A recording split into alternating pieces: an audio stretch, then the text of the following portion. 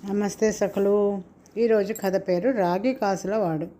వామనాపురం అనే ఊళ్ళో ఉండే పేరయ్యకు ఆశ ఎక్కువ, తృప్తి తక్కువ. ఉన్న ఊళ్ళో నోట్లోకి 4 వేళ్ళు పోతున్నా అది చాలదనిపించి ఇంకా సంపాదించుకోవడం కోసం పట్నం బయలుదేరాడు.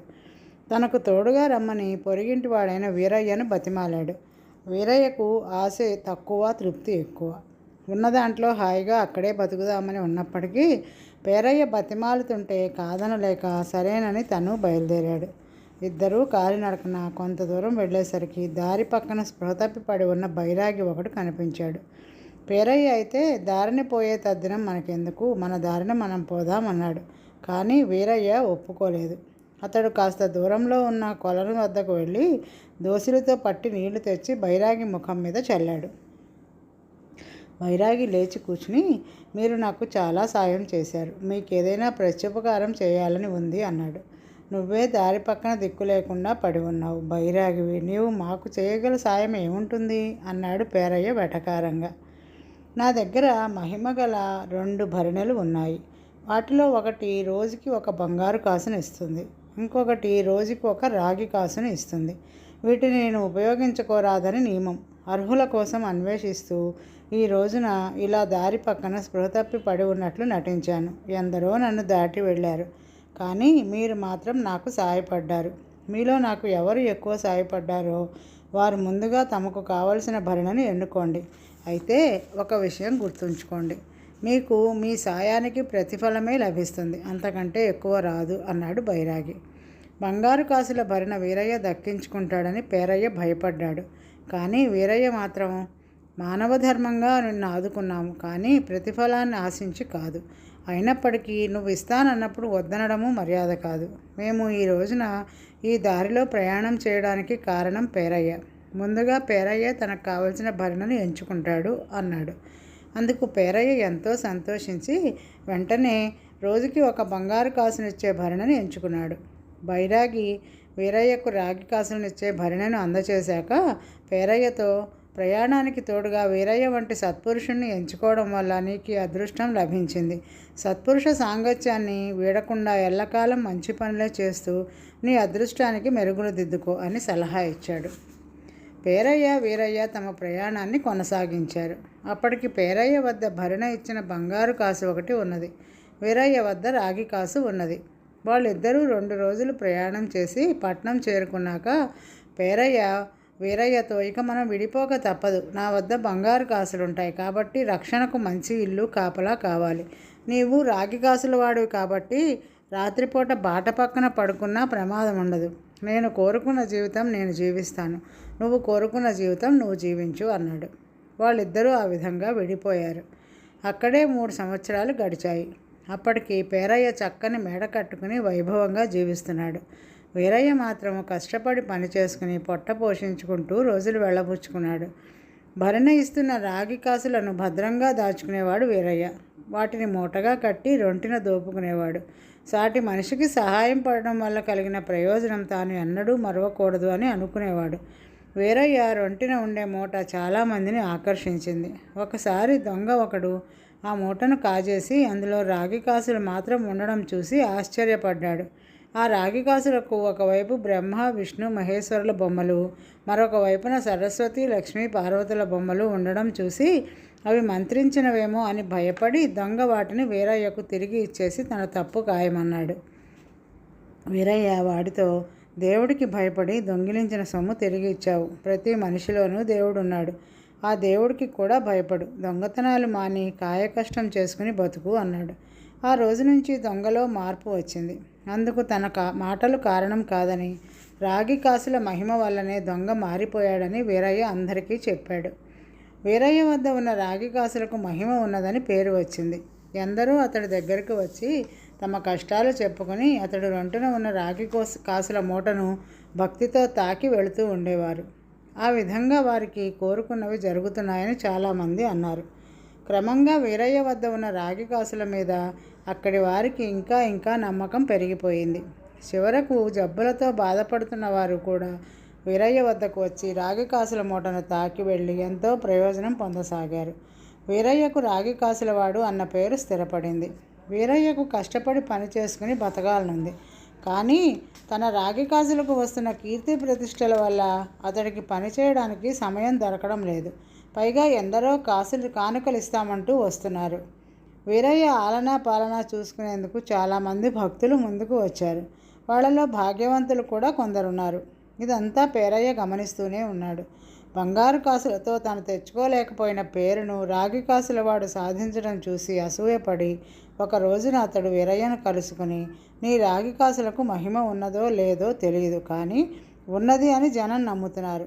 అడగకుండానే నీకు కానుకలు ఇస్తున్నారు, ఆకాశానికి ఎత్తుతున్నారు. ఎప్పుడైనా రాగి కాసులకు మహిమ లేదని తేలిందా ఈ జనమే నిన్ను పాతాళానికి తొక్కేస్తారు. నువ్వు ఈ రాగి కాసుల గురించి తెలియని దూర ప్రాంతాలకు వెళ్ళిపోవడం నీకు క్షేమమని నాకు అనిపిస్తోంది అన్నాడు. వీరయ్య ఈ సలహాకు ఎంతో సంతోషించి, జనం నన్ను పాతాళానికి తొక్కేస్తారని భయం లేదు, కానీ నాకు ఎక్కడైనా కష్టపడి పని చేసుకుని బతకాలని ఉంది. అందుకు వీలుగా ఉన్న కొత్త చోటుకి వెళతాను అని ఆ రాత్రికి రాత్రే పట్నం విడిచి బయలుదేరాడు. వీరయ్య ఉంటున్న దేశపు రాజు అగ్నిసేనుడు.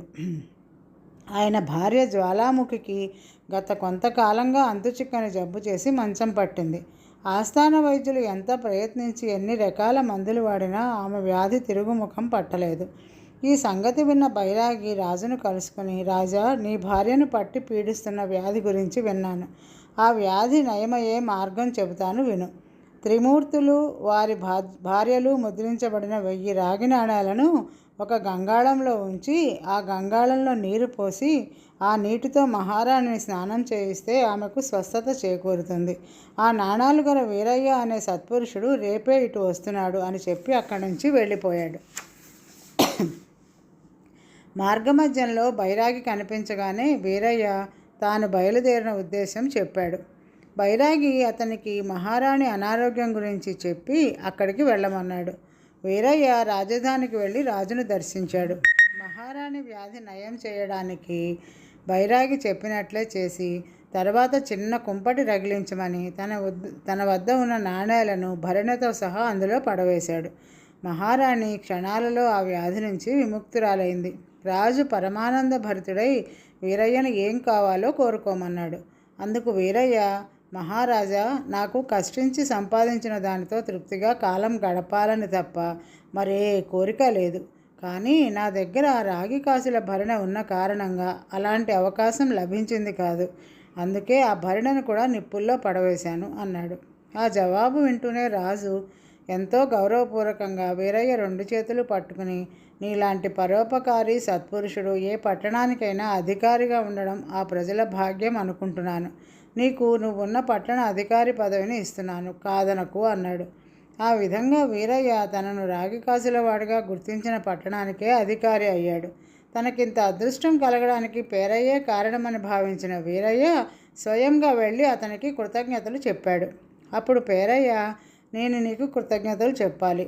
ఎందుకంటే నాకే అదృష్టం పట్టినా అది నీ వల్లే, నీకే అదృష్టం పట్టినా అది నీ మంచితనం వల్లే.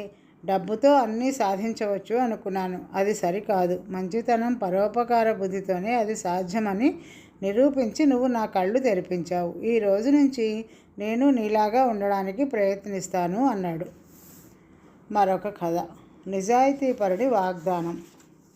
విరూప రాజ్యాన్ని శతానందుడు ఏలుతున్నప్పుడు జయరాజు అనే అతడు కోశాధికారిగా ఉండేవాడు. నీతి, నిజాయితీ, నమ్మకాలకు మారుపేరుగా ఉండే జయరాజుకు వృద్ధాప్యంలో పెద్ద జబ్బు చేసి మంచం పట్టాడు. శతానందుడు ఆయన్ని చూడబోగా, ప్రభు, నేనిక ఎంతో కాలం బతకను, మీరిక కొత్త కోశాధికారిని ఎన్నుకోవాలి అన్నాడు జయరాజు. నీ కుటుంబం దేశసేవకు అంకితమైందని నాకు తెలుసు. నీ తర్వాత ఈ పదవిని నీ కుమారుడికే ఇవ్వదలిచాను అన్నాడు శతానందుడు. దీనికి జయరాజు కలవరపడుతూ, ప్రభు, నా కుమారుడు నమ్మకస్తుడే, కానీ కోశాగారాన్ని నిర్వహించగల సమర్థత వాడికి లేదు.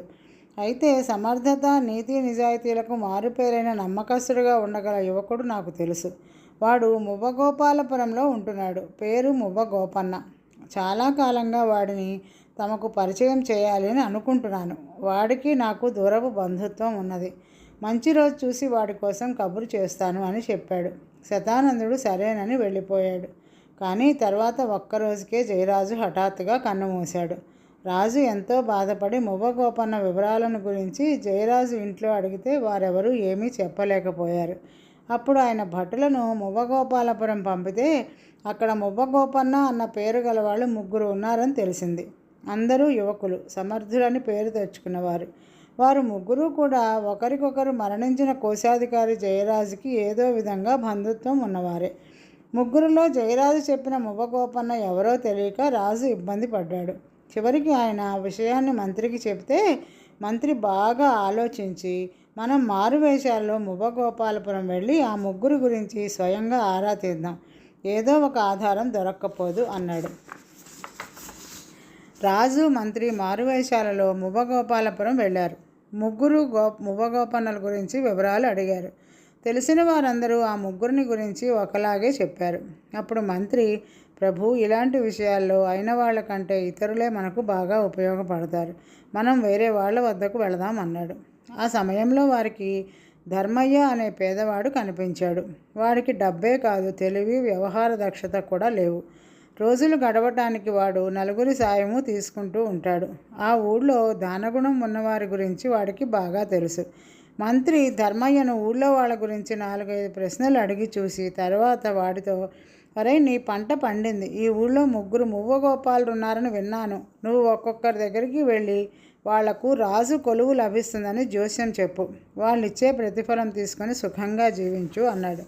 ధర్మయ్య అనుమానంగా, తమరెవరో నాకు తెలియదు, తమరు చెప్పారు కదా అని ఈరోజు వాళ్ళకు అలా చెప్పాక తీరా వాళ్ళు రాజు కొలువు దొరక్కపోతే నా ప్రాణాలు తీయగలరు, అందుకని నాకు భయంగా ఉంది అన్నాడు. వాళ్లకు రాజు కొలువు దొరకడం ఖాయం, అయినా మేము నీతోనే వస్తాం కాబట్టి నీకే భయం లేదు. నువ్వు కూడా జోస్యం చెప్పాక ప్రతిఫలం అడుగు, కానీ దాన్ని జోస్యం నిజమయ్యాకే తీసుకుంటానని చెప్పు, అప్పుడే గొడవ ఉండదు అన్నాడు మంత్రి.